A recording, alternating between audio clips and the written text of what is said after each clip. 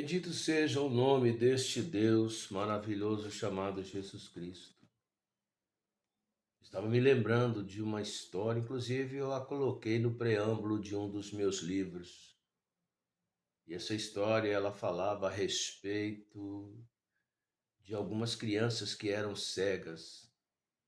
E estas mesmas crianças foram levadas a uns jardins zoológicos e lhe permitido que fora permitido que elas apalpassem a um paquiderme, ou seja, um elefante, para que pudessem ter, através do contato, um entendimento de como seria esse mesmo animal.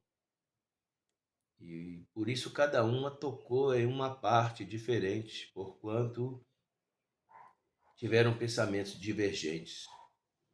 Aquela que tocou nas pernas deste mesmo elefante aludiu a ele a um tronco de árvore. Aquela que tocou na sua tomba aludiu a algo comprido e rusguento. A que conseguiu tocar na orelha aludiu a uma espécie de um leque. Ou seja, cada uma ficou com sua forma de ver. E se me lembro bem, nessa parábola, o propósito não era o outro, senão o de dizer que Deus é tão grande que cada um o vê de uma forma. E nesta reflexão, baseada até nos contextos, por exemplo, de Mahatma Gandhi, creio eu, entre tantos outros, que afirmam que todos os caminhos levam a Deus. E essa parábola diz que Deus é tão grande, por isso tantas religiões, que cada uma vê Deus de uma forma, mas o importante é que todas reconhecem que há um Deus superior e soberano. Eu me lembro desse livro que eu mudei o final desta parábola, quando fiz uma pergunta retórica. E se estas crianças fossem colocadas diante do filhote deste paquiderme ou deste elefante? Jesus é a expressão exata de Deus. E ele é o propósito e deixou seu propósito para nossas vidas. Hoje mesmo em nosso meio nós temos vivenciado tantas disparidades, cada qual defendendo a sua tese, a sua forma de pensar. Por isso eu me atenho veementemente neste livro, que é as Sagradas Escrituras. Para mim, eu ontem disse brevemente que as Sagradas Escrituras é a bula. Às vezes nós vamos à farmácia quando nós passamos por um médico e temos uma receita e concomitantemente o médico, através do diagnóstico, esse mesmo médico prescreve a receita. E nós muitas vezes mal lemos a bula, apenas tomamos o remédio. E eu faço alusão às Sagradas Escrituras, à bula, porque também, assim como quando estamos doentes, nós precisamos ir ao médico, pela mesma forma nós nos achegamos a Deus. Quando nós não estávamos doentes, e sim mortos. Basta lermos o que está escrito no livro de Romanos, no capítulo 3. Nós estávamos mortos, como está escrito em Efésios, no capítulo 2, separados de Cristo.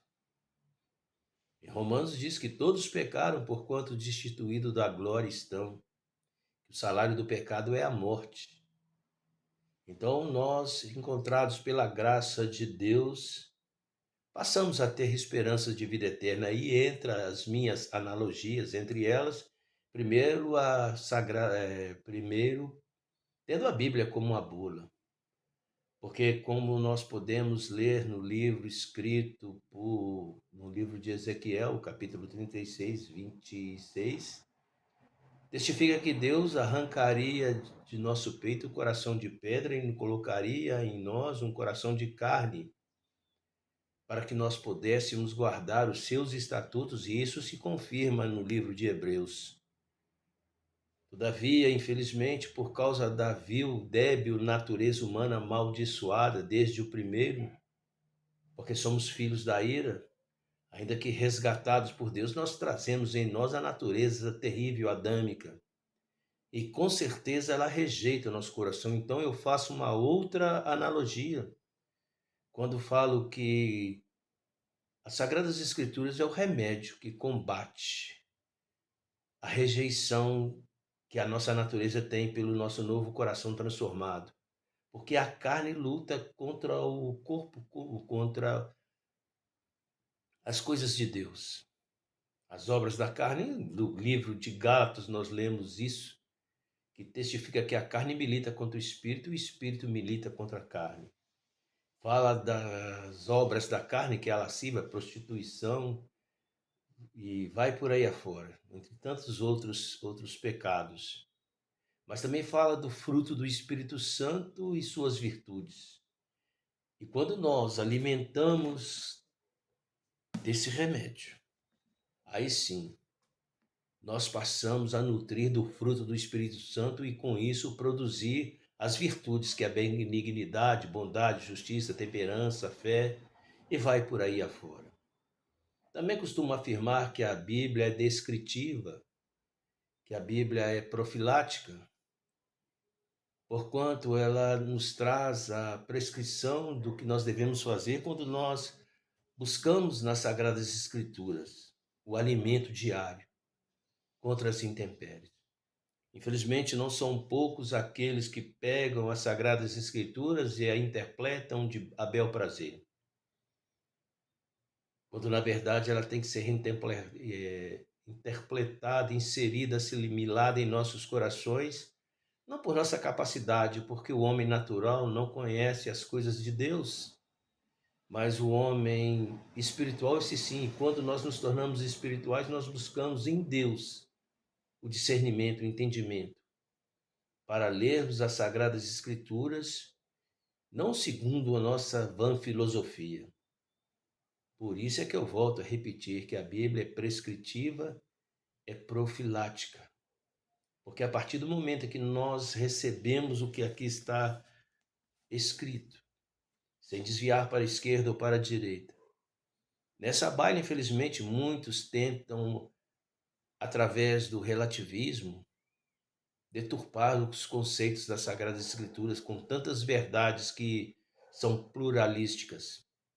Existiu aqueles que já partiram para infelizmente, tomaram ideias que são tão deturpadas, que passaram através do liberalismo negar tantos textos que estão escritos aqui. Isso veio da época do iluminismo, onde a idade da razão, e tentaram colocar a Bíblia, as Sagradas Escrituras, no bojo da razão do homem.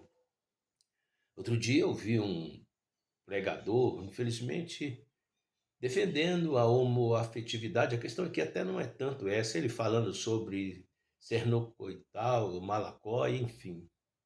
O homem sempre tenta deturpar. E nessa baile ele tentou de todas as formas validar a prática do homossexualismo. Quando a Bíblia é veemente, basta nós lermos apenas, muitos procuram em Levíticos, basta nós lermos o que está escrito em Romanos no primeiro capítulo. A Bíblia é o que é e ela diz o que diz. Juntando-se a isso outras questões que o homem parte para, volto a repetir, o relativismo. E neste relativismo doentio, abre alas para fazer o que bem quer, colocando o humanismo como prioridade. Mas a grande realidade é que seja seja no relativismo, seja no liberalismo, seja no pragmatismo, a Bíblia sempre foi, desde que ela foi aceita em comum acordo, através dos pais da igreja que reconheciam nas cartas daqueles que sofreram barbaramente, seja Paulo, seja Pedro, seja o Lucas e tantos outros. Timóteo tem um texto tão profundo que está no capítulo 3 do livro de Timóteo, que testifica-se claramente que as Sagradas Escrituras Ela é inspirada por Deus, apta em se vou ler para ficar mais dentro do contexto. Toda a escritura é divinamente inspirada e proveitosa para ensinar, para repreender, para corrigir, para instruir em justiça, a fim de que o homem de Deus seja perfeito e perfeitamente preparado para toda boa obra.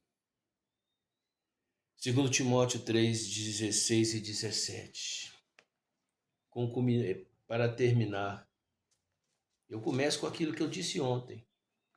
A Bíblia, ela é descritiva, ela é profilática. E ela pode perfeitamente, quando nós abandonamos a nossa natureza humana. O próprio Cristo deixa claro isso. Aquele que quiser seguir-me, negue a si mesmo, tome a cada dia a sua cruz e siga-me. Não adianta eu querer inserir parte da minha natureza humana, eu tenho apenas que tomar o remédio como ele o é, para que eu possa estar caminhando firme. Existem muitas religiões. E já que eu comecei falando da parábola e dizendo que todos os caminhos levam a Deus, sim, é verdade. Por incrível que pareça, eu concordo com essa tese. Todos os caminhos levam a Deus, mas só um que leva para que nós possamos alcançar a misericórdia. Todos os caminhos levam a Deus. Há o caminho que leva para a salvação e os outros caminhos estaremos diante dele para ser condenado. Religião realmente é uma ponte que liga o homem a algum lugar, onde Deus pode ou pode não estar. E ainda que esteja, não será como o nosso Salvador, será como um juiz. Por isso, é imprescindível que venhamos tomar esse remédio de forma cotidiana.